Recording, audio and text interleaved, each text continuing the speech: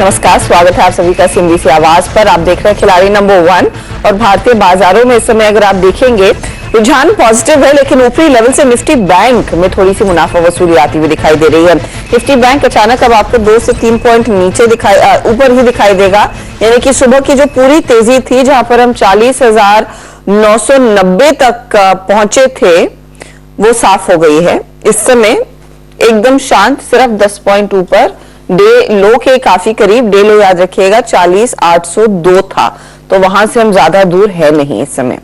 Nifty दूसरी तरफ अपने गेंस को होल्ड कर पाने में कामयाब रहा है, लेकिन आज याद रखिएगा निफ्टी 17,500 के ऊपर निकला था, उसके बाद हमने देखा है थोड़ा सा कंट्रैक्शन आया है, लेकिन इधर वे 17,488 के आसपास ट्रेड बनता दिखाई दे रहा है। तो ये तेजी की तरफ और वो करीब आधे % के गेंस होल्ड कर रहा है। कल तक यही था कि निफ्टी बैंक आउट परफॉर्म कर रहा था, आज निफ्टी दरअसल तेजी में आता हुआ। एडवांस डिक्लाइन रेशियो भले ही मिड कैप इंडेक्स हल्का सा नेगेटिव में हो, लेकिन ब्रॉडर मार्केट की तरफ से सपोर्ट मिला है। 3:1 है, बढ़ने वाले शेयरों की संख्या ज्यादा है गिरने वालों की तुलना में। अब लेकर आते हैं आपके लिए हमारे जानकारों के रिटर्न्स। नीरव छेड़ा, राजन शाह और रूपक डे के बीच मुकाबला है और इनके रिटर्न्स अगर आप देखेंगे तो मल्टीपल्स ऑफ 3 में है। राजन के 3% के रिटर्न्स, तो 6% के रिटर्न्स नीरव के और नियरली 10% या 9.8% के रिटर्न्स हैं रूपक के। तो ये है आपके लिए सोमवार की तस्वीर। कल छुट्टी थी, आज और कल मार्केट्स काम करेंगे, तो आज और कल में देखते हैं किस तरह के ट्रेड्स पर फोकस रहेगा। आप तीनों का ही स्वागत है। रूपक, आपकी अप्रोच क्या रहेगी? फिर क्या स्टॉक स्पेसिफिक्स पर ज्यादा ध्यान देंगे? आज कंस्टेंट कल एक बड़ा इवेंट है। जैसे कि हम देख रहे हैं कल इवेंट है, उनके बैंक की थोड़ा बहुत साइडवेज मूवमेंट दिखा रहा है, बट निफ्टी में इस टाइम में आईटी और कैपिटल गुड्स की बैकिंग की वजह से तो मेरा जो कैटेगरी रहेगा स्टॉक स्पेसिफिक रहेगा और आज हम देख रहे हैं कि स्मॉल कैप में बाइंग है। तो देखते हैं कौन से स्टॉक स्पेसिफिक्स पर आपकी नजरें आती हैं।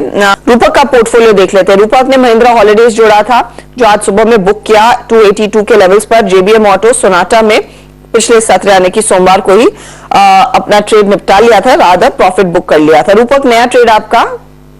नया ट्रेड मेरा रहेगा लेमन ट्री। स्टॉक ने एक छोटा कंसोलिडेशन ब्रेकआउट दिया और क्रिटिकल मूविंग एवरेज को सस्टेन कर रहे हैं। मोमेंटम इंडिकेटर भी इंडिकेट कर रहे हैं पॉजिटिव मोमेंटम, तो मेरे ख्याल से स्टॉक में पॉजिटिव मोमेंटम दिख सकता है जो स्टॉक को आगे जाके शॉर्ट टर्म में टूवर्ड्स 93 तक लेकर जा सकता है और स्टॉप लॉस मेंटेन करना रहेगा 76 पे। 76 का स्टॉप लॉस और 93 का टारगेट। लेमन ट्री बड़े पैमाने पर अपने फुटप्रिंट को बढ़ा रहा है। आज सुबह में ये अपडेट दे रहे थे कि बैंगलोर के व्हाइट फील्ड में इन्होंने दरअसल एक परचेज एग्रीमेंट साइन किया है। 88 रूम्स वहां पर खुलते हुए दिखाई देंगे अक्टूबर 23, उसका भी कुछ फ्लेवर। 93 का टारगेट, यहां पर तेजी की सलाह। रूपक, आपका क्या इरादा है? मैं ट्रेड देना चाहूंगा। बताइए। स्टॉक रहेगा स्टॉक में रहेगा। ये स्टॉक में फॉलिंग ट्रेंड लाइन ब्रेकआउट दिया, कंसोलिडेशन ब्रेकआउट भी दिया और क्रिटिकल मूविंग एवरेज को सस्टेन कर रहे हैं। तो मेरे ख्याल से स्टॉक शॉर्ट टर्म में 242 तक जा सकता है और नीचे एक स्टॉप लॉस मेंटेन करना रहेगा 207 पे। 242 टारगेट और 207 स्टॉप लॉस, राइट? 207 का स्टॉप लॉस। हाँ, तो ये है वेल्सपन कॉर्प पर एक ट्रेड 242 के टारगेट के लिए एक मौका तेजी का ढूंढा है और 207 का आप स्टॉप लॉस लगाएंगे। बाय साइड का रिकमेंडेशन है। लेकिन निफ्टी स्थिर है 84-85 पॉइंट की बढ़त पर। हमारे जानकारों ने अपने ट्रेड दे दिए हैं, बस नीरव ने एक जगह खाली छोड़ी है और उनकी तरफ से एक और ट्रेड आगे आएगा दोपहर में। अब कौन कौन से सौदों पर फोकस किया है ये आपकी स्क्रीन पर लेकर आते हैं। इस समय खिलाड़ी नंबर 1 के जो परफॉर्मर्स चुने गए हैं लेकर आइएगा प्लीज। तो नीरव ने एक जगह खाली रखी, तो 2 ट्रेड्स है। लॉरिस लैब्स कैरी किया 350 का टारगेट, 288 स्टॉप लॉस। नोसिल भी इन्होंने नया जोड़ा है, 250 का टारगेट, 204 स्टॉप लॉस है। रिटर्न्स देखिएगा तो लॉरिस इनको 1.82% जोड़कर दे रहा है एंड 0.73% का रिटर्न नोसिल कमा कर दे रहा है।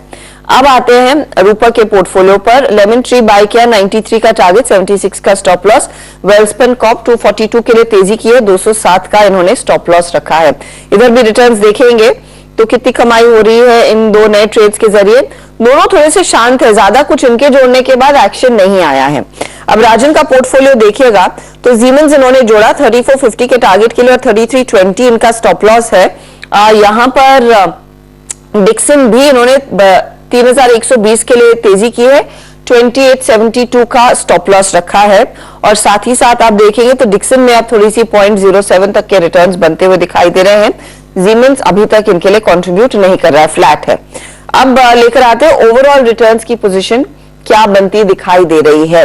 तो रूपक की जो कमाई है वो अब नियरली 11% के आसपास पहुंचती हुई, नीरव छेड़ा 6.85% के रिटर्न्स पर आ खड़े हैं और राजन शाह करीब 3.77% के रिटर्न्स पर है। यह आपके लिए ताजा तस्वीर खिलाड़ी नंबर 1 की। आगे जो भी बदलाव होगा हमारे जानकारों के पोर्टफोलियो में उसका अपडेट आपकी स्क्रीन पर लेकर आएंगे और आपको बताएंगे कि यहां से आगे इनके रिटर्न्स कैसे बनते दिखाई देते हैं। चलिए इसी के साथ हम लेंगे आप सभी से इजाजत, लेकिन आप बने रहिएगा क्योंकि ब्रेक के बाद फोकस रहेगा कमोडिटी मार्केट के एक्शन पर भी। नमस्कार।